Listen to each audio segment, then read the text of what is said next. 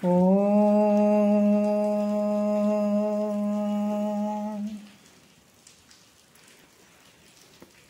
ಗುರುರ್ಬ್ರಹ್ಮ ಗುರುರ್ವಿಷ್ಣು ಗುರುರ್ದೇವೋ ಮಹೇಶ್ವರಃ ಗುರು ಸಾಕ್ಷಾತ್ ಪರಬ್ರಹ್ಮ ತಸ್ಮೈ ಶ್ರೀ ಗುರವೇ ನಮಃ.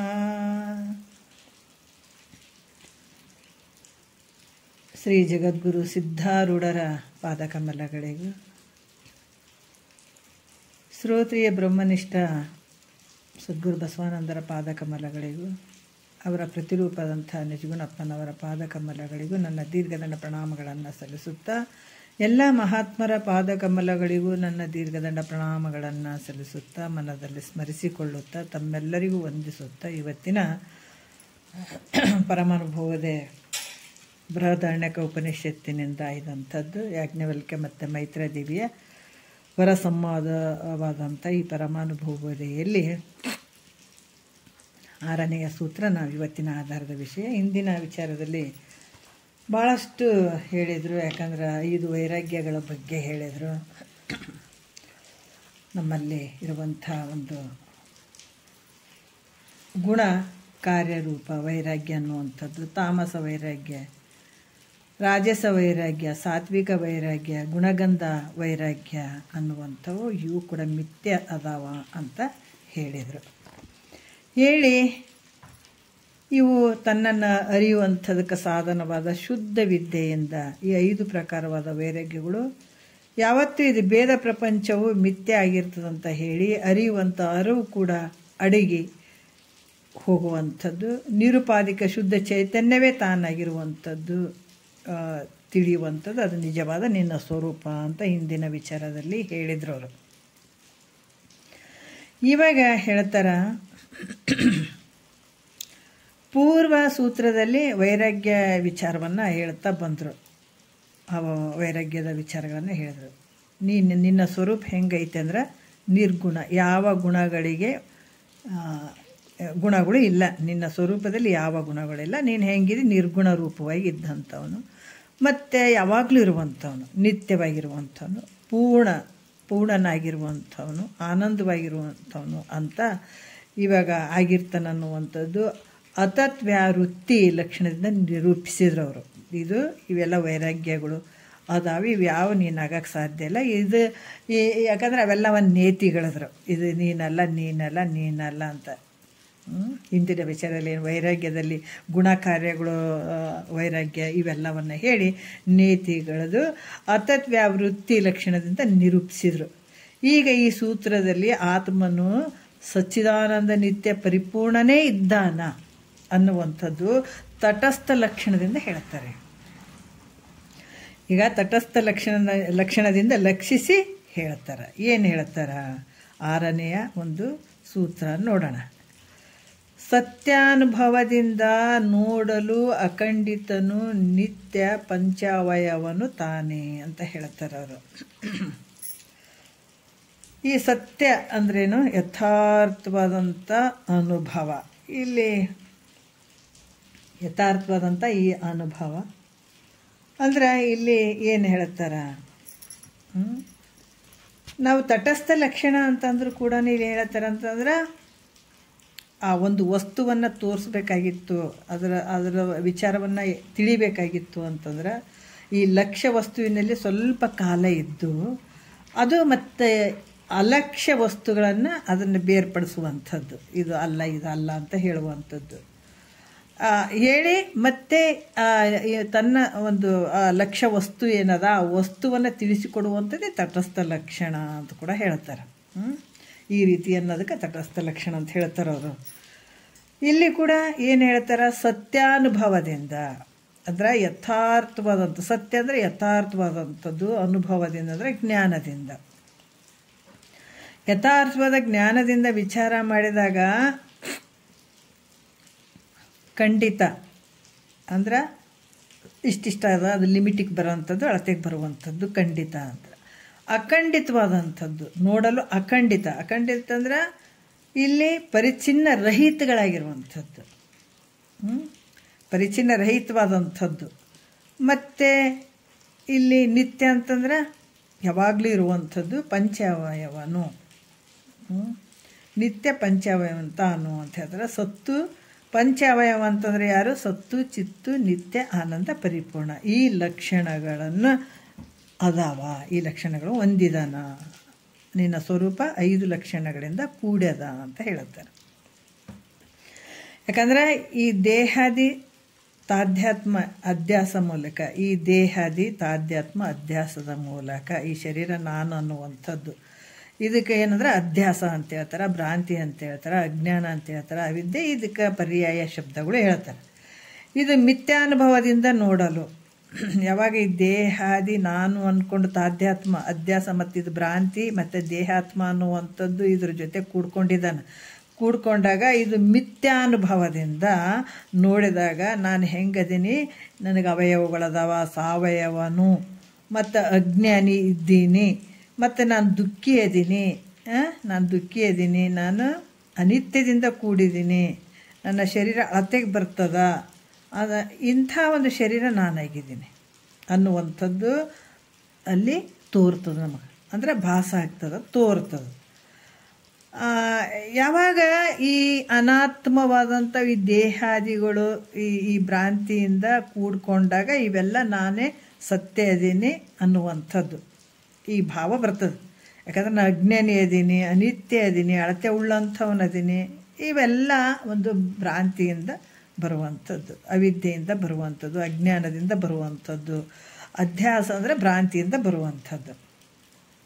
ಯಾವಾಗ ಗುರುಗಳ ಮುಖಾಂತರ ಶ್ರುತಿ ಗುರು ಅಂತ ಹೇಳಿದ ನೋಡ್ರಿ, ಭಾಳಷ್ಟು ನಾವು ವಿಚಾರ ಮಾಡಬೇಕು. ಶ್ರುತಿ ಪ್ರಮಾಣ ಇರಬೇಕು, ಸದ್ಗುರು ಇರಬೇಕು, ಶ್ರುತಿ ಗುರು ಅಂತ ಹೇಳಿದ್ದಾರೆ. ಈ ಶ್ರುತಿ ಗುರುಗಳ ಇವರ ಉಪದೇಶದಿಂದ, ಇಲ್ಲಿ ಶ್ರುತಿ ಗುರುಗಳ ಉಪದೇಶದಿಂದ ಉತ್ಪನ್ನವಾದಂಥ ಈ ಸತ್ಯಾನುಭವ, ಯಥಾರ್ಥವಾದ ಜ್ಞಾನ ಸುಮ್ಮನೆ ನಮಗಾಗಂಗಿಲ್ಲ. ಅದು ಯಥಾರ್ಥವಾದ ಜ್ಞಾನ ಆಗಬೇಕಾದ್ರೆ ಶ್ರುತಿ ಗುರುವಿನದಿಂದ ಉತ್ಪನ್ನವಾದಂಥ ಯಥಾರ್ಥವಾದಂಥ ಜ್ಞಾನ ಉಪದೇಶದಿಂದ, ಶ್ರುತಿ ಗುರುಗಳ ಉಪದೇಶದಿಂದ ನಮಗೆ ಉತ್ಪನ್ನ ಆದಂಥ ಯಥಾರ್ಥವಾದ ಜ್ಞಾನ. ಇದನ್ನು ವಿಚಾರ ಮಾಡಿ ನೋಡಲು ಸತ್ತು ಚಿತ್ತು ಆನಂದ ನಿತ್ಯ ಪರಿಪೂರ್ಣ, ಇದು 5 ಪದಗಳ ವಾಚಾರ್ಥದಲ್ಲಿ ತೋರುವಂಥ ಇವು 5. ಇವು 5 ಏನದ ವಾಚಾರ್ಥವು, ಮತ್ತು ಇವು ಹೆಂಗದಾವ, ಇವು ಖಂಡಿತ ಆಗಿದಾವೆ ಮತ್ತು ಅನಿತ್ಯದಿಂದ ಕೂಡಿದಾವೆ.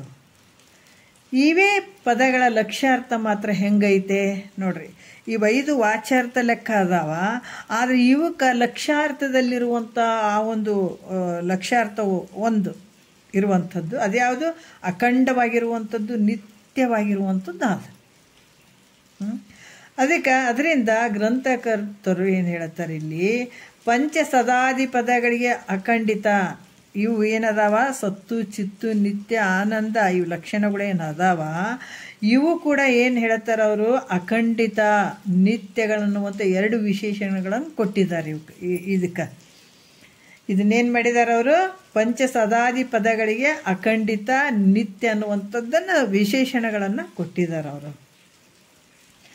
ಅದರಿಂದ ತಟಸ್ಥ ಲಕ್ಷಣದಿಂದ ಪರಿಚ್ಛಿನ್ನ ಅನಿತ್ಯಗಳಾದ ಸದಾದಿಗಳಿಂದ ನೋಡ್ರಿ, ಯಾಕಂದ್ರೆ ತಟಸ್ಥ ಲಕ್ಷಣದಿಂದ ಈ ಪರಿಚ್ಛಿನ್ನದಿಂದ ಕೂಡಿದಂಥವು ಅನಿತ್ಯಗಳಾಗಿರುವಂಥವು ಇವೇನದಾವ ಸದಾದಿಗಳಿಂದ ಅಪರಿಚ್ಛಿನ್ನ ನಿತ್ಯಗಳ ಸದಾದಿಗಳನ್ನು ತಿಳಿಬೇಕಾಗ್ತದೆ.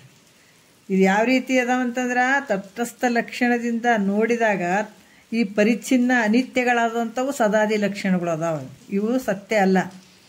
ಯಾಕಂದರೆ ಈ ತಟಸ್ಥ ಲಕ್ಷಣದಿಂದ ನಾವು ನೋಡಬೇಕಾಗ್ಯದ. ಹಾಗಾಗಿ ಅನಿತ್ಯಗಳಾದ ಸದಾದಿಗಳಿಂದ ಅಪರಿಚ್ಛಿನ್ನ ನಿತ್ಯಗಳಾದ ಸದಾದಿಗಳನ್ನು ನಾವು ತಿಳಿಬೇಕಾಗ್ತದೆ. ಇಂಥ ಒಂದು ಲಕ್ಷಣದಿಂದ ನೋಡ್ರಿ, ಒಂದು ಅಣುವಿನಿಂದ ತಿಳಿಸ್ಬೇಕು ಅಂತ ಗುರುಗಳು ನೋಡ್ತಾ ಇದ್ದಾರೆ. ಯಾವ ರೀತಿ ಅಂದರೆ, ಒಂದು ವಸ್ತುವನ್ನೇ ತಿಳಿಸ್ಬೇಕಾಗಿದೆ, ಹಿಂಗಾದ ಅಂತ ಹೇಳಬೇಕಾಗ್ಯದ. ಆದ್ರೆ ಅದು ಯಾವ ರೀತಿ ಹೇಳ್ತಾರಂತಂದ್ರೆ, ತಟಸ್ಥ ಲಕ್ಷಣದಿಂದ ಪರಿಚ್ಛಿನ್ನ ಅನಿತ್ಯಗಳಾಗಿರುವಂಥವು ಸತ್ತು ಚಿತ್ತು ನಿತ್ಯ ಆನಂದ ಪರಿಪೂರ್ಣ ಇವು ಅದಾವ. ಇವು ಸದಾದಿಗಳಿಂದ ಇವುಗಳಿಂದ ಅಪರಿಚ್ಛಿನ್ನವಾದಂಥದ್ದು, ಪರಿಚ್ಛಿನ್ನತೆ ಇರದೇ ಇರುವಂಥದ್ದು. ಅಪರಿಚ್ಛಿನ್ನತೆ ಅಂದರೆ ಅದು ಅಳತೆಯೇ ಇಲ್ಲ, ಅಖಂಡಿತವಾಗಿರುವಂಥದ್ದು, ನಿತ್ಯ ಆಗಿರುವಂಥದ್ದು, ಆನಂದವಾಗಿರುವಂಥದ್ದು, ಅದು ಸದಾದಿಗಳನ್ನು ತಿಳಿಬೇಕಾಗ್ತದೆ.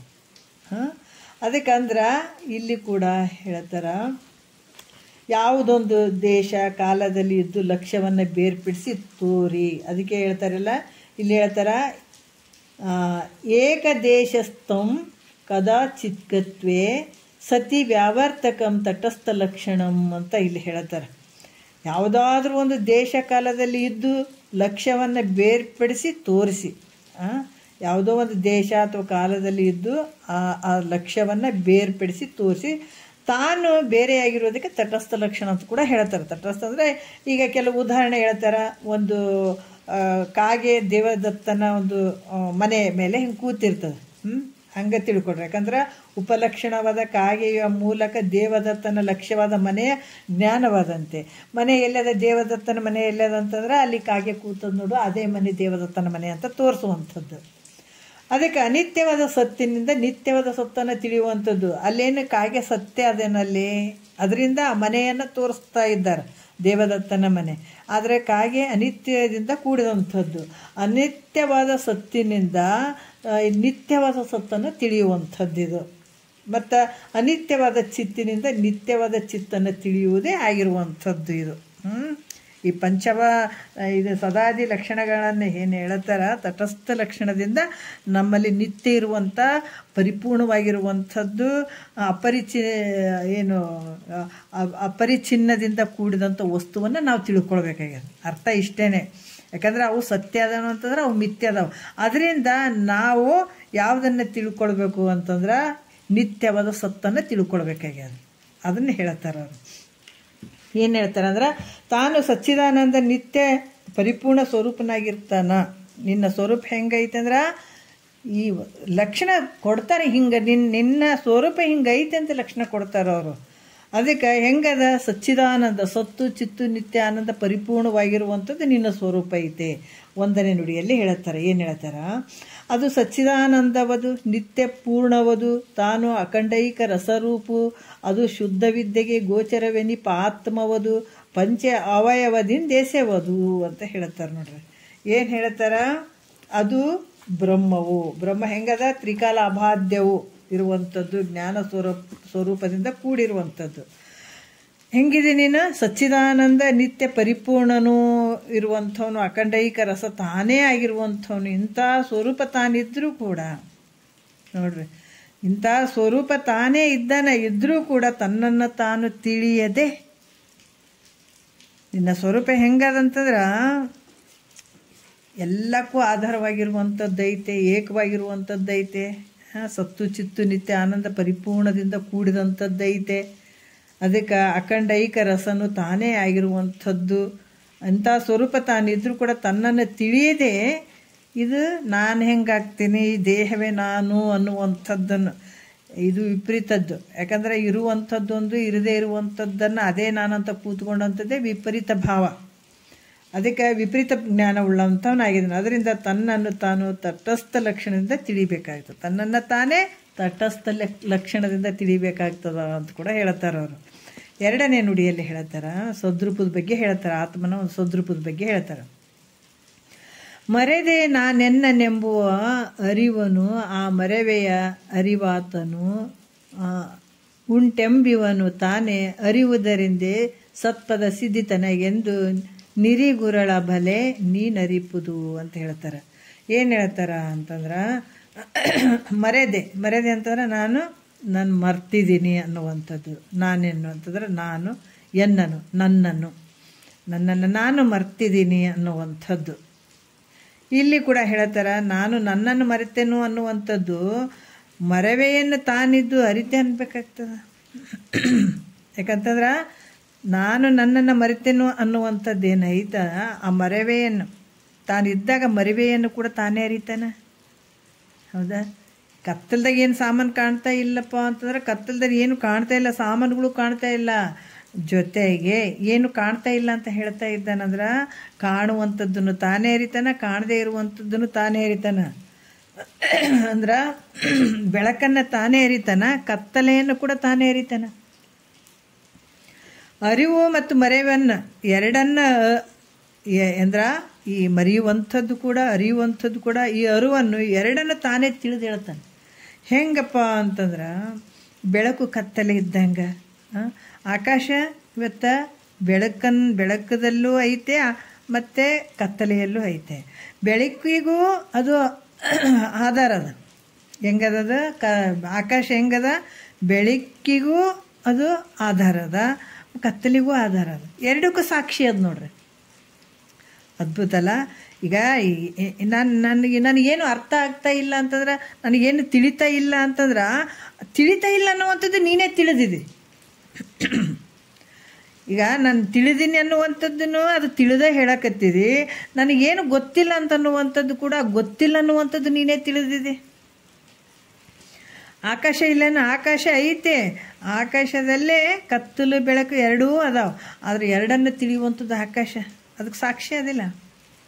ಅದರಂಗ ಬೆಳಕು ಕತ್ತಲೆಗೆ ಎರಡನ್ನು ಬೆಳಗುವಂತೆ ಆಕಾಶದಂತೆ ಅರು ಮರೆವುಗಳನ್ನು ಬೆಳಗುವಂಥವನು ತಾನೇ ಆಗಿರುವನು. ನೋಡು, ಎಷ್ಟು ಸ್ವಲ್ಪ ಚಿಂತನೆಗೆ ತೊಗೊಂಡು ಹೋಗಿಬಿಡ್ಬೇಕು.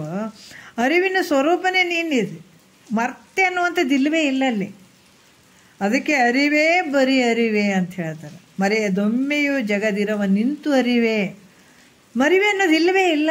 ಆ ಸ್ವರೂಪದಲ್ಲಿ ನಿಂತು ನೋಡಿದಾಗ ಎಲ್ಲದ ಮರು ಇಲ್ಲವೇ ಇಲ್ಲ. ಅದಕ್ಕೆ ಇಲ್ಲಿ ಕೂಡ ಅರಿವು ಮರುವುಗಳ ಎರಡನ್ನೇ ಬೆಳಗುವಂಥವ್ನು ನೀನು ತಾನೇ ಆಗಿರೋದ್ರಿಂದ ತನಗೇನಾಯ್ತು ಇಲ್ಲಿ ಸದ್ರೂಪು. ಅರಿವನ್ನು ನೀನೇ ಅರಿತಿದೆ, ಮರವೆಯನ್ನು ನೀನೇ ಅರಿತಿದೆ. ಅದಕ್ಕೆ ಅವೆರಡನ್ನು ಅರಿಯುವಂಥದ್ದು ಸ್ವರೂಪ ನಿಂದೈತೆ. ಕತ್ತಲನ್ನು ನೀನೇ ಅರಿತಿದೆ, ಬೆಳಕನ್ನು ನೀನೇ ಅರಿತಿದೆ. ಸಾಮಾನುಗಳು ಇಲ್ಲ ಅಂತ ನೀನೇ ಅಂತ, ಆದರೆ ಏನೂ ಇಲ್ಲ ಅಂತ ಆ ಕತ್ತಲೆಯನ್ನು ಅರಿಯುವಂಥ ಕಣ್ಣು ಐತಿಲ್ಲ. ಕಣ್ಣು ನೋಡ್ರಿ ಹೆಂಗದ, ಸಾಮಾನುಗಳು ಇಲ್ಲ ಅಂತ ಹೇಳ್ತದೆ, ಆದರೆ ಕತ್ತಲದಲ್ಲಿ ಏನು ಕಾಣವಲ್ದಂಥದ್ದು, ಆದರೆ ಕತ್ತಲನ್ನು ಕಂಡದಲ್ರಿ. ಅದ್ರಂಗ ಇಲ್ಲಿ ಅರಿವನ್ನು ತಿಳ್ಕೊಳ್ಳುವಂಥದ್ದು ಮತ್ತು ಮರುವೆಯನ್ನು ತಿಳ್ಕೊಳ್ಳುವಂಥದ್ದು ಎಲ್ಲ ನಿನ್ನ ಸ್ವರೂಪ, ಇವೆರಡನ್ನ ತಿಳಿಯುವಂಥದ್ದು. ಹೆಂಗೆ ಈ ಕತ್ತಲ ಬೆಳಕು ಹೆಂಗೆ ಈ ಎರಡನ್ನ ಆಕಾಶ ಬೆಳಗುವ ಆಕಾಶದಂತೆ ಅರಿವು ಮರುವೆಗಳನ್ನು ಬೆಳಗುವಂಥವನು ನಿನ್ನ ಸ್ವರೂಪ ನೀನೇ ಇದೆಪ್ಪ. ಮತ್ತು ಅನ್ಯ ಹುಡ್ಕಂಗಿಲ್ಲ, ಬೇರೆ ಕಡೆ ಹೋಗಂಗಿಲ್ಲ ನೋಡ್ರಿ. ನಮ್ಮಲ್ಲೇ ಇದೆಲ್ಲನೂ ಎರಡನ್ನ ಅರಿಯುವಂಥವು ನೀನೇ ಇದೀವಿ. ಅರಿವಿನ ಸ್ವರೂಪನೇ ನೀನು. ಯಾವಾಗ ಇನ್ನು ಮರಿವೆ ಅನ್ನೋದು ಇಲ್ಲವೇ ಇಲ್ಲ. ಎಲ್ಲದ ಮರು. ಅದಕ್ಕೆ ತನಗೆ ಸದ್ರೂಪು ಅಂದರೆ ಸದ್ರೂಪು ಯಾವಾಗಲೂ ಇರುವಂಥವನು, ಈ ರೀತಿಯಿಂದ ಇರುವಂಥದ್ದು ತಿಳಿ. ಅಂದರೆ ನಾನು ಅಜ್ಞಾನಿ ಇದ್ದೇನೆ ಎಂಬುದಕ್ಕೆ ಅಜ್ಞಾನಕ್ಕೆ ಆಶ್ರಯವಾಗಿದ್ದು ಅದನ್ನು ತಿಳಿತಾನೆ. ಯಾಕಂದ್ರೆ ಅಜ್ಞಾನವನ್ನು ಕೂಡ ಆತನೇ ತಿಳಿತಾನೆ. ಅದಕ್ಕೆ ಇಲ್ಲಿ ಅದರಿಂದ ಅಜ್ಞಾನೋಪಾದಿಯಿಂದ ಕೂಡಿದ ಸತ್ತು, ಅಜ್ಞಾನ ಉಪಾದಿಯಿಂದ ನಾ ಇನ್ನು ತಿಳಿತಾ ಇದ್ದೀನಿ ಅರಿವನ್ನು. ಯಾಕಂತಂದ್ರೆ ಅಜ್ಞಾನಕ್ಕೆ ಆಶ್ರಯವಾದದ್ದನ್ನು ಅದನ್ನು ನಾನು ಅಜ್ಞಾನಿ ಇದ್ದೀನಿ ಅಂತ ಅದನ್ನು ತಿಳಿತಾನೆ. ಅಲ್ಲೇನಾಗಿರ್ತದೆ, ಅಜ್ಞಾನದ ಉಪಾಧಿ ಇರ್ತದೆ. ಉಪಾಧಿಯಿಂದ ಕೂಡಿದ ಸತ್ತು ಇರ್ತದಲ್ಲಿ. ಅದು ಹೆಂಗದ, ಖಂಡಿತ ಆಗಿರುವಂಥದ್ದು, ಅನಿತ್ಯವಾಗಿರುವಂಥದ್ದು, ತಟಸ್ಥ ಲಕ್ಷಣವಾಗಿದೆ. ಅದು ಯಾವ ರೀತಿ ಅದ, ಅಜ್ಞಾನ ಉಪಾದಿಯಿಂದ ಕೂಡಿ ನನಗೇನು ತಿಳಿಯಬಲ್ದು, ನಾನು ಅಜ್ಞಾನಿ ಅದೀನಿ ಅಂತ ಹೇಳ್ತಾನಲ್ಲಿ.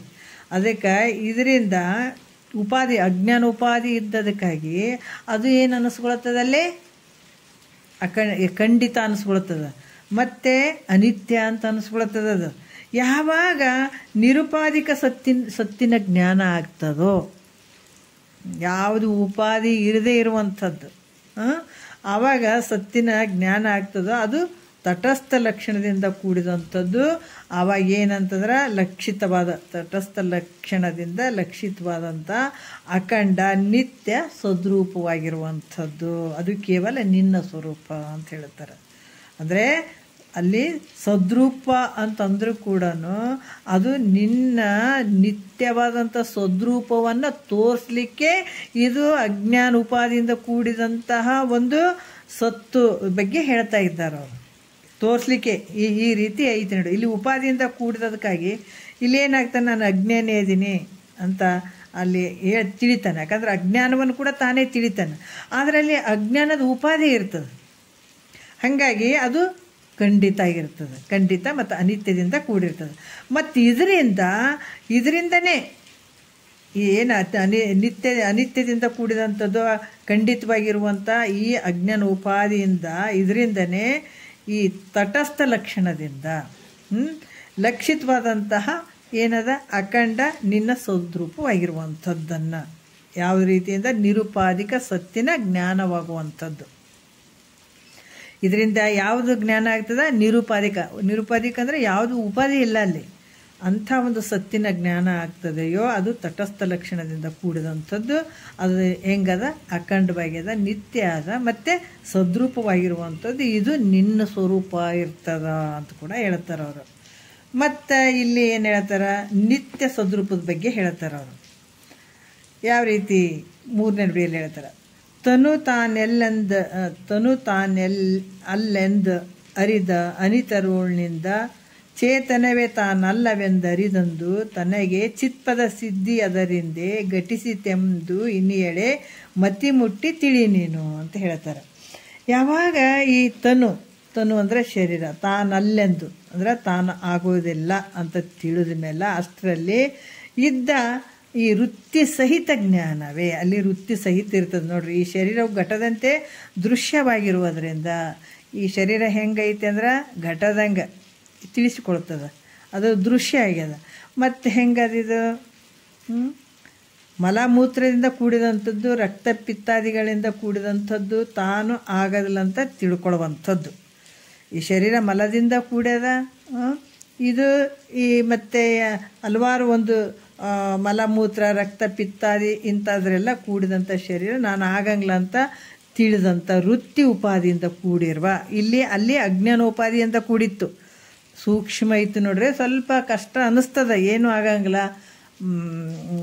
ತಿಳಿಯೋವರೆಗೂ ಸ್ವಲ್ಪ ಹಂಗೆ ಅನ್ನಿಸ್ತದ. ಇಲ್ಲಿ ಏನು ಆಗ್ತದೆ ಅಂತಂದ್ರೆ ಅಲ್ಲಿ ಅಜ್ಞಾನೋಪಾದಿಯಿಂದ ಕೂಡಿದಂಥದ್ದು ಸದ್ರೂಪದಲ್ಲಿ, ಮತ್ತು ಆ ತಟಸ್ಥ ಲಕ್ಷಣದಿಂದ ಇದು ವಿಚಾರವನ್ನು ತಿಳ್ಕೊಳ್ಳುವಂಥದ್ದು. ಮತ್ತು ಇಲ್ಲಿ ಕೂಡ ಏನು ಹೇಳ್ತಾರೆ? ಇಲ್ಲಿ ಈ ಶರೀರ ನಾನಲ್ಲ, ಈ ಶರೀರ ಹೆಂಗಂದ್ರೆ ಮಲಮೂತ್ರದಿಂದ ಕೂಡಿದಂಥದ್ದು, ಇದು ನಾನಾಗಂಗಿಲ್ಲ ಅಂತ ತಿಳಿದಂಥ ಈ ವೃತ್ತಿ ಉಪಾದಿಯಿಂದ ಕೂಡಿರುವ ಯಾವ ಜ್ಞಾನ ಉಂಟೋ ಅದು ಕೂಡ ಅನಿತ್ಯ ಆಗ್ಯದ. ಅದು ಹೆಂಗದ? ಅನಿತ್ಯ ರೀತಿಯಿಂದ ಕೂಡ್ಯದ. ಯಾಕಂದರೆ ವೃತ್ತಿ ಉಪಾದಿಯಿಂದ ಕೂಡ್ಯದಲ್ಲಿ. ಅದಕ್ಕೆ ಯಾವ ಜ್ಞಾನ ಆದ ಅದು ಕೂಡ ಅನಿತ್ಯ ಆಗ್ಯದಂತ ತಿಳಿಯಲು ತನಗೆ ಚಿದ್ರೂಪ ಘಟಿಸ್ತದೆ. ಯಾಕಂತಂದ್ರೆ ಇದು ಕೂಡ ಅನಿತ್ಯದಿಂದ ಕೂಡ್ಯದ ಅಂತಂದಾಗ ಅಲ್ಲಿ ಚಿದ್ರೂಪು ಅನ್ನುವಂಥದ್ದು ಆಗುವಂಥದ್ದು. ಆದರೆ ಇಲ್ಲಿ ದೇಹವು ನಾನಲ್ಲ ಅಂತನ್ನುವಂಥ ಜ್ಞಾನವು ತಟಸ್ಥ ಲಕ್ಷಣ ಆಗ್ಯದ. ಇಲ್ಲಿ ದೇಹ ನಾನಲ್ಲ ಅನ್ನುವಂಥದ್ದು ಇದೇನದ? ತಟಸ್ಥ ಲಕ್ಷಣ ಆಗಿರುವಂಥದ್ದು. ಅಂದರೆ ಈ ವೃತ್ಯಾತ್ಮಕ ಮಿಥ್ಯಾದ ಜ್ಞಾನದಿಂದ ಕೂಡಿದಂಥದ್ದಿದು. ಇಲ್ಲೇನದ? ವೃತ್ಯಾತ್ಮಕ ಮತ್ತು ಈ ವೃತ್ಯಾತ್ಮಕ ಮಿಥ್ಯಾದ ಜ್ಞಾನದಿಂದ ಕೂಡಿದಂಥದಕ್ಕಾಗಿ ಇದು ಹೆಂಗದಪ್ಪ ಅಂತಂದ್ರೆ ಅಖಂಡ ನಿತ್ಯವಾದ ನಿರುಪಾಧಿಕವಾದ ಯಾವ ಜ್ಞಾನ ಉಂಟೋ ಅದು ಇಲ್ಲಿ ಕೇವಲ ಚಿದ್ರೂಪ ಇರುವಂಥದ್ದು.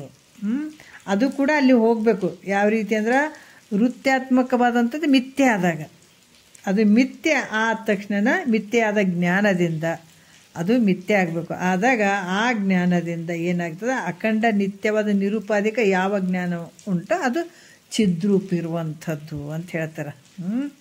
ಈ ರೀತಿಯಾಗಿ ಅದೇ ನಿನ್ನ ಸ್ವರೂಪ ಅಂತ ಕೂಡ ಹೇಳ್ತಾರೆ ಅವರು. 4ನೇ ನುಡಿಯಲ್ಲಿ ಹೇಳ್ತಾರೆ, ಆತ್ಮನು ಹೆಂಗದನ? ನಿತ್ಯವಾದ ಆನಂದ ಸ್ವರೂಪನು ಅನ್ನುವಂಥ ವಿಚಾರವನ್ನು ಹೇಳ್ತಾರೆ ಅವರು. ಇಲ್ಲಿ ಏನು ಹೇಳ್ತಾರೆ? ನಿರವಯವನು ನಿರುಪಾಧಿಕ ನಿಸ್ಸಂಗ ನಿರಗ ನೆನಿಪ ನಿಜ ಆತ್ಮನು ತಾನು ಪರೇ ನೆಲ್ಲಿಯುವ ಆವ ತೆರದಿಂದೆ ನೋಯನೆಂದಿರೆ ಸುಖ ಪದವುದು ತನಗಕ್ಕೂ. ನೋಡ್ರಿ ಎಷ್ಟು ಚಂದ ಹೇಳ್ತಾರ. ಹೆಂಗದನ? ನಿರವಯನು ಒಂದು, ಅಖಂಡ ನಿತ್ಯವಾದ ಆನಂದ ಸ್ವರೂಪದ ಬಗ್ಗೆ ಹೇಳ್ತಾರೆ ಅವರು. ನಿರವಯನು, ನಿರುಪಾಧಿಕ 2, ನಿಸ್ಸಂಗ 3, ನಿರಗ 4, ನಿಜಾತ್ಮ 5, ಈ 5 ರೀತಿಯಿಂದ ಬರ್ಕೊಂಡು ಬರ್ತಾರೆ. ನಿರವಯ ಅಂತಂದ್ರೆ ಅವಯವ ರಹಿತನು. ನಿನ್ನ ಸ್ವರೂಪಕ್ಕೆ ಏನಾರ ಅವಯವಗಳದಾವೇನಂದ್ರೆ ಯಾವುದೂ ಇಲ್ಲ. ಯಾಕಂದ್ರೆ ನಾವು ಬೈಲಿಂದ ಕೆಲವೊಂದು ದೃಷ್ಟಾಂತ ತೊಗೊಂಡಾಗ ಬೈಲಿಗೆ ಏನಾರ ಅವಯವಗಳದಾವೇನೋ? ಇಲ್ಲಲ್ಲ, ಅದು ಪರಿಪೂರ್ಣ, ಅದು ಪೂರ್ಣವಾಗಿ ನಮ್ಗೆ ಅನ್ನಿಸ್ತದ. ಈ ಬೈಲ್ ಹೆಂಗದ, ಆಕಾಶ ಹೆಂಗದ? ಪೂರ್ತಿ ಅದ, ಪೂರ್ಣ ಅದ. ಯಾವ ದೇಶದಾಗ ನೋಡಿದ್ರು ಕೂಡ ಅಲ್ಲಿ ಆಕಾಶನೇ ಒಂದೇ ಆಕಾಶ, ಏನು ಭಾಳ ಅದಾವನ, ಇರುವಂಥದ್ದು ಒಂದೇ ಆಕಾಶ. ಅದಕ್ಕೆ ಅವಯವಗಳು ಅದಾವೇನಂದ್ರೆ ಇಲ್ಲ, ಅವಯವಗಳ ರಹಿತವಾಗಿರುವಂಥದ್ದು.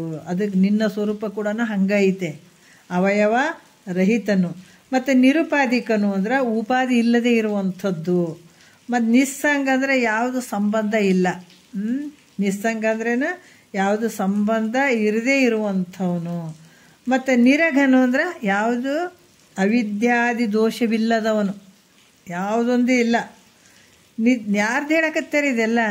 ನಮ್ಮನ್ನು ನಾವು ತಿಳ್ಕೊಳ್ಳೋದಕ್ಕೆ ಇಷ್ಟು ಒದ್ದಾಡಕತ್ತೀವಿ ನೋಡ್ರಿ. ನಮ್ಮ ಸ್ವರೂಪನೇ ಹಂಗೈತೆ ಅಂತ ಹೇಳ್ತಾರೆ ಅವರು. ಯಾವುದು ಅವಿದ್ಯಾದಿ ದೋಷವಿಲ್ಲದ ನಿಜಾತ್ಮನು ತಾನಂದ್ರೆ ನಿಜ ಸ್ವರೂಪನು ತಾನಾಗಿದ್ದಾನ ನೋಡ್ರಿ. ಎಲ್ಲಿಯೂ ಯಾವ ಸ್ಥಳದಲ್ಲಿಯೂ ಅಂದರೆ ಯಾವ ರೀತಿಯಲ್ಲಿ ಆದರೂ ರಕ್ಷಿಸನು, ದುಃಖಿಸನು, ಈ ರೀತಿಯಾಗಿ ನಿನ್ನ ಸ್ವರೂಪ ಐತಪ್ಪ ಅಂತ ಹೇಳ್ತಾರೆ ಅವರು. ಯಾವುದು ಸಾವಯಾದಿ ಲಕ್ಷಣಗಳಿಂದ ಕೂಡಿರುವುದು. ಸಾವಯವದಿ ಅಂತಂದ್ರೆ ಇವೆಲ್ಲ ಅವಯವಗಳಿಂದ ಯಾವುದು ಕೂಡಿ ಆ ಲಕ್ಷಣಗಳಿಂದ ಕೂಡಿರುವುದು ಅದು ಅನಿತ್ಯವಾಗಿರುವಂಥದ್ದು. ಅದು ಸಾವಯವಗಳಿಂದ ಏನು ಕೂಡಿರ್ತದ ಅದು ಅನಿತ್ಯವಾಗಿರುವಂಥದ್ದು, ನಿತ್ಯವಾಗಿರುವಂಥದ್ದಲ್ಲ. ಅದು ಬೇರೊಬ್ಬನಿಂದ ರಕ್ಷಣೆ ಮಾಡಲಿಕ್ಕೂ ದುಃಖದಿಂದ ಕೂಡಿರ್ಲಿಕ್ಕೆ ಬರ್ತದೆ. ಅನಿತ್ಯವಾದಂಥ ವಸ್ತು, ಸಾವಯವದಿಂದ ಕೂಡಿದಂಥ ವಸ್ತು ಏನಾಗ್ತದ ಅನಿತ್ಯದಿಂದ ಅದು ಇನ್ನೊಬ್ಬರಿಂದ ರಕ್ಷಣೆ ಮಾಡೋಕ್ಕೂ ಬರ್ತದೆ, ಮತ್ತು ದುಃಖದಿಂದ ಕೂಡಿರುವಂಥದ್ದಕ್ಕೂ ಬರ್ತದೆ. ಆದ್ರೆ ಆತ್ಮ ಹೆಂಗದನ? ಯಾವ ಆತ್ಮನು ನಿರಾವಯದ, ಯಾವ ಅವಯವಗಳು ಇಲ್ಲ ತಗ, ನಿರಾವಯದಿಂದ ಕೂಡಿದಾನ. ಈ ಲಕ್ಷಣದಿಂದ ಕೂಡಿರುವ ಕಾರಣ ಆತ್ಮ ಯಾರಿಂದಲೂ ಯಾವನಿಂದಲೂ ಯಾವುದೇ ಉಪಾಯದಿಂದಲೂ ರಕ್ಷಿಸಲಿಕ್ಕೂ ಮತ್ತು ದುಃಖಿತನನ್ನಾಗಿ ಮಾಡಲಿಕ್ಕೂ ಬರೋದಿಲ್ಲ. ಯಾವುದು ನಿನ್ನ ಸ್ವರೂಪದಲ್ಲಿ ಯಾವುದು ಬರೋಂಗಿಲ್ಲ ಅಲ್ಲಿ. ಅಂದರೆ ಆತ್ಮ ಹೆಂಗದನ? ನಿರವಯದಿಂದ ಕೂಡಿದಂಥವನು. ಅವಯವಗಳು ಅದಾವೇನು? ಅವಯವಗಳಿದ್ರೆ ಏನಾದರೂ ಮಾಡೋಕ್ಕೆ ಬರ್ತದೆ, ರಕ್ಷಣೆ ಮಾಡೋಕ್ಕೆ ಬರ್ತದೆ, ದುಃಖಿಸ್ಲಕ್ಕೆ ಬರ್ತದೆ. ಅವಯವಗಳಿದ್ದಾಗ ನಡೀತಾವೆ. ಅನಿತ್ಯ ಇದರಿಂದ ಇದ್ದಾಗ ನಡೀತದೆ. ಆದ್ರಿಂದ ಪೂರ್ಣ ಆಗಿದ್ದಾನೆ, ಯಾವ ಅವಯವಗಳೆಲ್ಲ, ನಿರುಪಾಧಿಕ ಅದಾನ, ಯಾವ ಉಪಾಧಿಗಳಿಲ್ಲ, ನಿರಗನು ಅದಾನ, ಯಾವುದು ಅವಿದ್ಯಾದಿಗಳು ಇಲ್ಲ, ಸಂಘರಹಿತ ಆಗಿದ್ದಾನೆ, ಯಾವ ಸಂಗತ್ವ ಇಲ್ಲ ಆತಗ. ಈ ರೀತಿ ನಿರವಯವಾದ ಲಕ್ಷಣನಾದ್ದರಿಂದ ಯಾವಾಗಲೂ ಹೆಂಗದಾನ? ಆನಂದ ಸ್ವರೂಪ ಇದ್ದಾನ. ನಿನ್ನ ಸ್ವರೂಪ ಹೆಂಗೈತೆ? ಆನಂದ ಸ್ವರೂಪವಾಗಿರುವಂಥದ್ದು. ಇಲ್ಲಿ ಬುದ್ಧಿ ವೃತ್ತಿಯು ರಜೋಗುಣದಿಂದ ಕೂಡಿರುವಾಗ ನೋಡ್ರಿ, ಅಲ್ಲಿ ಏನು ಹೇಳಿದ್ರೆ ಅಜ್ಞಾನ ಉಪಾಧಿಯಿಂದ ಕೂಡಿತ್ತು ಅಲ್ಲಿ. ಆಮೇಲೆ ಇಲ್ಲಿ ಇಂದಿನ ಒಂದು ವಿಚಾರದಲ್ಲಿ ಕೂಡ ಯಾವುದ್ರ ವೃತ್ತಿಯಿಂದ ಕೂಡಿತ್ತು? ವೃತ್ತಿ ಉಪಾಧಿಯಿಂದ ಕೂಡಿತ್ತು ಅದು. ಇದು ಕೂಡ ಇಲ್ಲಿ ಏನು ಹೇಳ್ತಾರೆ? ಇಲ್ಲಿ ಏನು ಕೂಡ್ಯೋದಿಲ್ಲ? ಆನಂದ ಸ್ವರೂಪನಿರುವನು ಬುದ್ಧಿ ವೃತ್ತಿಯು ರಜೋಗುಣದಿಂದ ಕೂಡಿರುವಾಗ. ಇಲ್ಲಿ ಬುದ್ಧಿ ವೃತ್ತಿಯು ರಜೋಗುಣದಿಂದ ಕೂಡಿರುವಾಗ ದುಃಖಿ, ನಾನು ದುಃಖಿ ಅಂತಲೂ, ಸತ್ವಗುಣದಿಂದ ಕೂಡಿ ಅಂತರ್ಮುಖವಾದಾಗ ಸುಖಿ ಅಂತಲೂ ನೋಡ್ರಿ. ಯಾಕಂದ್ರೆ ಇಲ್ಲಿ ವೃತ್ತಿ ಅದ, ಬುದ್ಧಿ ವೃತ್ತಿಯಿಂದ ಕೂಡಿದದಕ್ಕಾಗಿ, ಬುದ್ಧಿ ವೃತ್ತಿಯ ರಜೋಗುಣದಿಂದ ಕೂಡಿದದಕ್ಕಾಗಿ ಈತ ಏನು ಮಾಡ್ತಾನ? ನಾ ಸುಖಿ ಅದೀನಿ, ನಾ ದುಃಖಿ ಅದೀನಿ. ಯಾವಾಗ ರಜೋಗುಣದಿಂದ ಕೂಡಿದಾಗ ದುಃಖಿ ಅಂತ ಅನಿಸ್ಕೊಳತಾನ. ಬುದ್ಧಿಯಲ್ಲಿ ನೋಡ್ರಿ ಈ 3 ಗುಣಗಳಿಗೆ ಒಳಪಟ್ಟಾಗ ಬುದ್ಧಿಯಲ್ಲಿ ಇಲ್ಲಿ ವೃತ್ತಿ ಐತೆ, ರಜೋಗುಣದಿಂದ ಕೂಡಿದಾನ. ಆವಾಗ ಏನು ಹೇಳ್ತಾನ? ರಜೋಗುಣ ಇದ್ದಾಗ ದುಃಖಿ ಅಂತ ಹೇಳಿಸ್ಕೊಳತಾನ. ಯಾವಾಗ ಸತ್ವಗುಣ ಅಂತರ್ಮುಖ ಆಗ್ತದ, ಆ ಸತ್ವಗುಣ ಅಂತರ್ಮುಖವಾದಾಗ ಸುಖಿ ಅಂತ ಹೇಳ್ತಾನಂತ. ಈ ಬುದ್ಧಿ ವೃತ್ತಿಯಲ್ಲಿ ಆನಂದ ತೋರಿದಂಥ ಆನಂದ ಸತ್ಯ ಐತೇನು? ಅಂದ್ರೆ ಈ ಬುದ್ಧಿ ವೃತ್ತಿಯಲ್ಲಿ ತೋರಿದಂಥ ಆನಂದ ಹೆಂಗದಪ್ಪ ಅಂದ್ರೆ ಸೋಪಾಧಿಕ ಆನಂದ. ಅದು ಅಂದ್ರೆ ಅದು ಉಪಾಧಿಯಿಂದ ಸಹಿತವಾಗಿರುವಂಥದ್ದು. ಅದಕ್ಕೆ ಅದು ಹೆಂಗದ? ಆ ಆನಂದ ಅಖಂಡಿತ ಐತೆನ? ಇಲ್ಲ. ಸೋಪಾಧಿಕ ಆನಂದದಿಂದ ಕೂಡಿದದಕ್ಕಾಗಿ ಅದು ಖಂಡಿತವಾಗಿರುವಂಥದ್ದು, ಅನಿತ್ಯವಾಗಿರುವಂಥದ್ದು. ಇದು ಅನಿತ್ಯ ಆನಂದ ರೂಪ ತಟಸ್ಥ ಲಕ್ಷಣದಿಂದ, ಇದು ಅನಿತ್ಯ ರೂಪ, ಅನಿತ್ಯ ಆನಂದ ರೂಪ ತಟಸ್ಥ ಲಕ್ಷಣ. ಇದರಿಂದ ಲಕ್ಷಿತವಾದಂಥದ್ದು. ಈಗ ದೇವದತ್ತನ ಮನೆ ಮುಂದೆ ಕಾಗಿ ಕುಂತದ ನೋಡ್ರಿ, ಅದೇ ಮನೆ ದೇವದತ್ತ ಅಂತ ಏನು ಹೇಳ್ತಾರ. ಇದು ಆನಂದ ರೂಪ ತಟಸ್ಥ ಲಕ್ಷಣದಿಂದ ಲಕ್ಷಿತವಾದಂತಹ ಅಖಂಡ ನಿತ್ಯ ಆನಂದ ಸ್ವರೂಪನಾದ ಆತ್ಮನನ್ನ ತಿಳ್ಕೊಳ್ಬೇಕಾಗ್ಯದ. ಈ ರೀತಿ ತಿಳ್ಕೊಳ್ಬೇಕಾಗ್ತದೆ. ಅಲ್ಲಿ ಯಾವ ರೀತಿ ಅಂತಂದ್ರೆ ಸೋಪಾಧಿಕ ಅಂದರೆ ನಿರುಪಾಧಿಕದಿಂದ ಕೂಡಿದಂಥದ್ದು. ಇಲ್ಲಿ ಅನಿತ್ಯ ಆನಂದ ರೂಪ ತಟಸ್ಥ ಲಕ್ಷಣದಿಂದ ಲಕ್ಷಿತವಾದಂಥ ನಿನ್ನ ಸ್ವರೂಪ ಹೆಂಗದ? ಅಖಂಡದ, ನಿತ್ಯದ, ಆನಂದದ. ಇಂಥ ಸ್ವರೂಪದಿಂದ ಆತ್ಮನನ್ನು ತಿಳ್ಕೊಳಕ್ಕೆ ಬರ್ತದ ಅಂತ ಹೇಳ್ತಾರೆ. ಇವೆಲ್ಲ ಯಾಕೆ ಹೇಳ್ತಾರೆ ಅಂದ್ರೆ ನಮ್ಮ ಸ್ವರೂಪದ ಬಗ್ಗೆ ಅವರು ತಿಳಿಸಕ್ಕೆ ಹೇಳ್ತಾ ಇದ್ದಾರೆ, ಈ ರೀತಿಯಾಗಿ ತಿಳಿಸ್ತಾ ಇದ್ದಾರೆ. ಮತ್ತೆ ಹೇಳ್ತಾರೆ ಅವರು 5ನೇ ನುಡಿಯಲ್ಲಿ ಹೇಳ್ತಾರೆ. ಏನು ಹೇಳ್ತಾರೆ? ನಿತ್ಯತ್ವದ ತಟಸ್ಥ ಲಕ್ಷಣದಿಂದ ಹೇಳ್ತಾರೆ. ಆತ್ಮನ ನಿತ್ಯತ್ವದ ಬಗ್ಗೆ ಹೇಳ್ತಾರೆ. ಪುಸಿಯಾಗಿ ಕೆಡುವುದು ಈ ತ್ರಿಜಗವೆಲ್ಲವೂ ತಾನೇ. ಪುಸಿಯಲ್ಲವಾಗಿ ಕೆಡುವನಲ್ಲ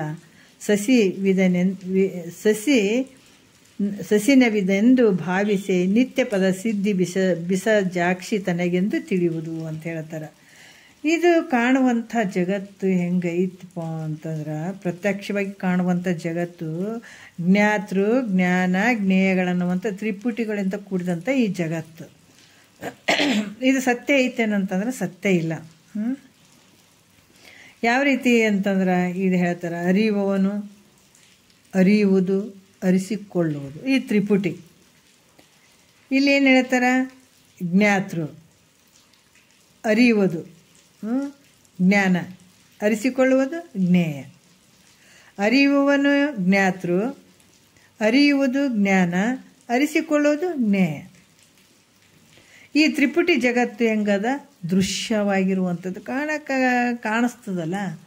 ಆದ್ರೆ ಇದು ಸತ್ಯ ಅದೇನು ಅಂದರೆ ಇದು ಸುಳ್ಳಾಗಿರುವಂಥದ್ದು, ದೃಶ್ಯವಾಗಿ ಇದು ಸುಳ್ಳಾಗಿರುವಂಥದ್ದು.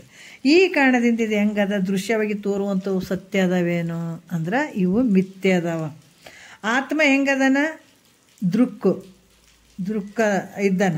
ಅದು ಹೆಂಗದನ? ಸತ್ಯನಾದ್ದರಿಂದ ಆತನಿಗೆ ಅನಿತ್ಯತ್ವ ಇಲ್ಲ, ಯಾವಾಗಲೂ ಇರುವಂಥವನು ಅಂತ ಈ ರೀತಿ ಚೆನ್ನಾಗಿ ತಿಳಿದಾಗ ತನಗೆ ಅಲ್ಲಿ ಏನಾಯಿತು? ನಿತ್ಯ ಪದ ಪ್ರಾಪ್ತಿಯಾಗ್ತದಲ್ಲಿ. ಯಾಕಂದರೆ ಇದು ಕಾಣುವಂಥ ಜಗತ್ತು ಎಲ್ಲ ಸುಳ್ಳದ. ಇಲ್ಲಿ ನಡೆದಂಥ ತ್ರಿಪುಟಿಗಳು ಇವೇನದಾವೆ, ವ್ಯವಹಾರ ನಡೆದದಲ್ಲ, ಅದೆಲ್ಲ ಸುಳ್ಳದ. ಇದು ಅನಿತ್ಯದಿಂದ ಕೂಡ್ಯದ ಈ ಜಗತ್ತು. ನಾನು ಹೆಂಗಿದ್ದೀನಿ ಇವೆಲ್ಲವನ್ನ ಇಲ್ಲಿ ತಿಳಿಯುವಂಥವನು ಆತ್ಮನು. ದೃಕ್ ಅಂತಂದರೆ ಎಲ್ಲವನ್ನ ತಿಳಿಯುವಂಥವನು.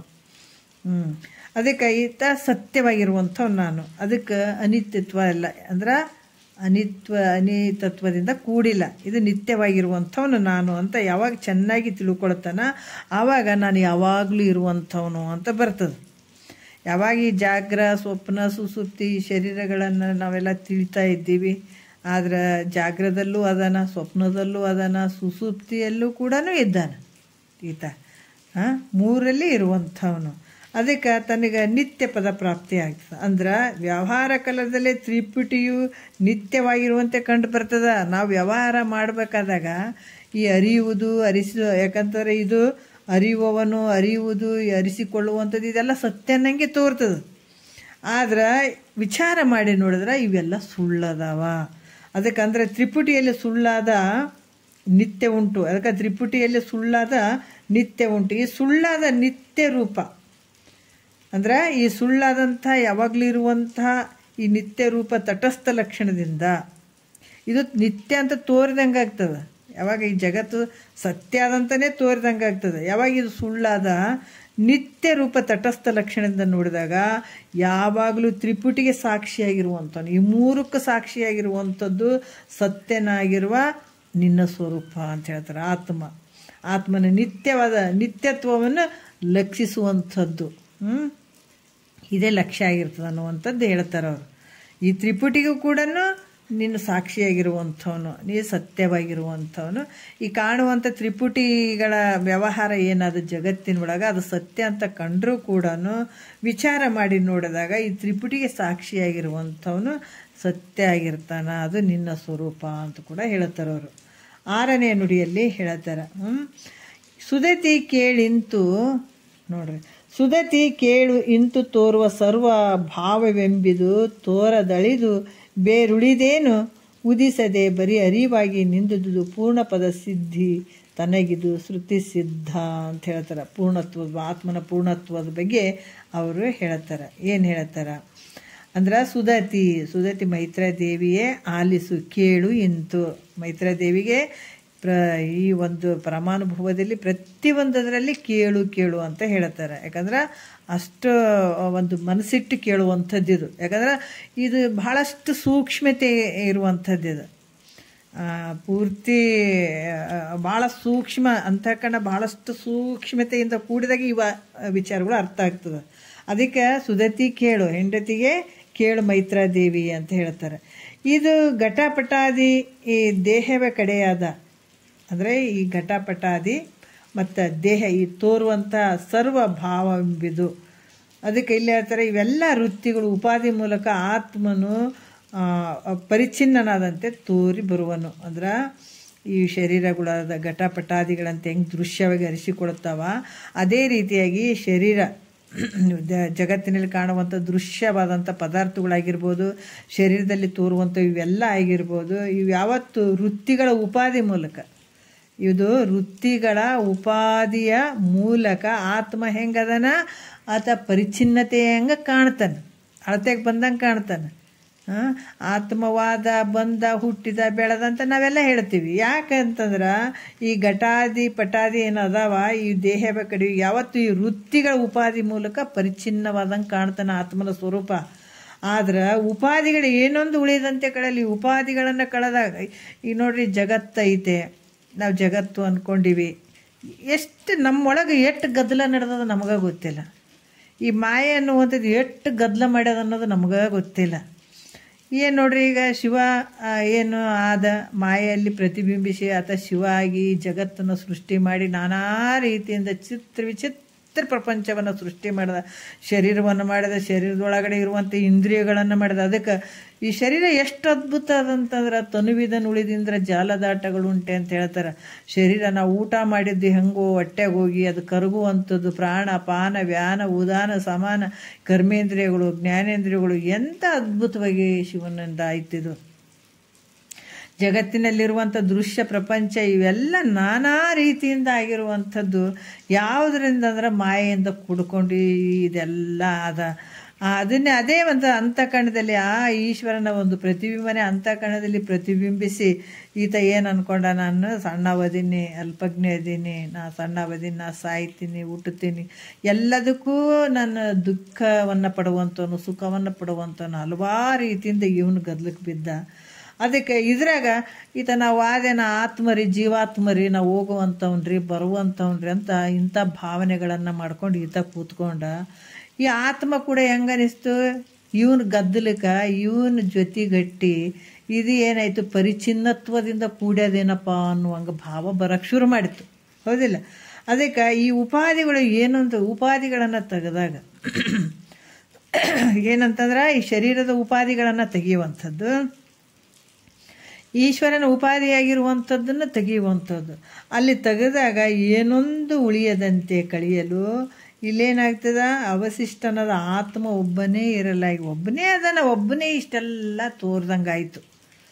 ಈ ಉಪಾಧಿಗಳಿಂದ ಕೂಡಿದಕ್ಕೆ ಇಷ್ಟೆಲ್ಲ ಗದ್ದಲಕ್ಕೆ ಬಿದ್ದದ. ಈ ಉಪಾಧಿಗಳನ್ನು ತೆಗೆದು ಬಿಟ್ಟಾಗ ಏನೊಂದು ಉಳಿಯಲು ಅವಶಿಷ್ಟನದ ಆತ್ಮನೊಬ್ಬನೇ ಅದನ. ಅದಕ್ಕೆ ಈಗ ನಾವು ಎಷ್ಟು ಗದ್ದಲಕ್ಕೆ ಬಿದ್ದೀವಿ, ಇರೋದು ಬೈಲು ಒಂದೇ ಐತಿಲ್ಲ, ಬೈಲು ಒಳಗೆ ಮನೆಗಳು ಅದಾವ, ಅವು ಬಿಲ್ಡಿಂಗ್ಗಳು ಅದಾವ, ಜೋಪಡಿಗಳು ಅದಾವ, ಮಠಗಳು ಅದಾವ, ಗುಡಿ ಗುಂಡಾರಗಳು ಅದಾವ, ಒಂದು ಎರಡು. ಅದೇ ರೀತಿ ಶರೀರಗಳು ನೋಡ್ರಿ, ನಾವು ಗಿಡ ಮರಗಳು ಕ್ರಿಮಿ ಕೀಟಗಳು ಎಲ್ಲವನ್ನು ತೊಗೊಂಡ್ರೆ ಶರೀರಗಳು ಉಪಾದಿಯಿಂದ ಹೆಚ್ಚು ಕಮ್ಮಿ ಅಂತ ಅದಾವೆ. ಈಗ ನಾವೇನು ಹೇಳ್ತೀವಿ, ಈ ಆತ್ಮ ದೊಡ್ಡ ಶರೀರದಾಗ ದೊಡ್ಡವದನ, ಸಣ್ಣ ಶರೀರದಾಗ ಸಣ್ಣದಿರ್ತದಾನ, ನಮ್ಗೆ ಹಂಗೆ ಬರ್ತದೆ. ಶರೀರವೇ ನಾವು ಆತ್ಮ ಅಂದ್ಕೊಂಡ್ಬಿಡ್ತೀವಿ ಒಂದೊಂದು ಸಲ. ದೊಡ್ಡ ಆತ್ಮ ಸಣ್ಣ ಆತ್ಮ ಇಂಥವೆ ಏನಾರು ಇರ್ತಾವೇನೋ ಅಂದರೆ ಇಲ್ಲ. ಯಾಕೆ ತೋರ್ತಾವಂದ್ರೆ ಇವೆಲ್ಲ ಉಪಾದಿಯಿಂದ ತೋರಿದದಕ್ಕಾಗಿ. ಇದು ಏನಂತಂದ್ರೆ ಇವೆಲ್ಲ ನಾನಾ ರೀತಿಯಿಂದ ಉಪಾದಿಯಿಂದ ತೋರ್ತಾವೆ.